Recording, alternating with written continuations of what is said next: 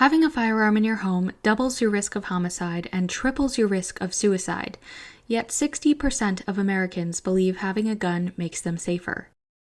Academic studies also show that carrying guns in public increases crime, even though 56% of Americans believe that carrying firearms in public makes the country safer.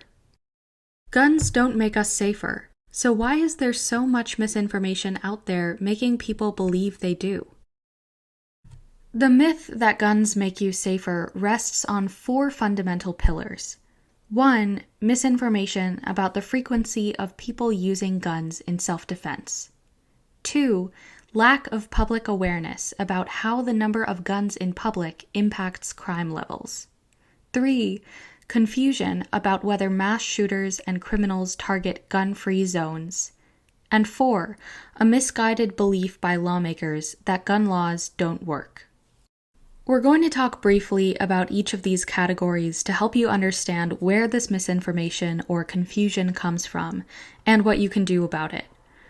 For a deeper dive into each of these categories, visit www.gvpedia.org. First, defensive gun use is actually rare when compared with harmful gun uses. There are only 2,000 verified defensive gun uses annually. In comparison, there are 40,000 gun deaths, tens of thousands more injuries, hundreds of thousands more abusive uses, and more than 200,000 firearm thefts annually. Second, the National Research Council investigated all of the previous research on concealed carry laws in 2005 and came to the conclusion that the existing research did not find that right-to-carry laws, which allow people to carry a firearm in public, reduce crime. Research conducted since that review has found that right-to-carry laws actually increase violent crime, particularly aggravated assaults. Third, GVPedia's own research revealed that the research that led to the belief that criminals target gun-free zones is based on a massive data flaw, which completely undermines the claim. In reality, a study by Luis Clarevas, which looked at public high-fatality shootings from 1966 to 2015, in which 6 or more people were killed, found that 84% of those shootings occurred in areas where people were allowed to carry firearms. The evidence is clear that shooters do not target gun-free zones. Fourth, gun laws do reduce crime.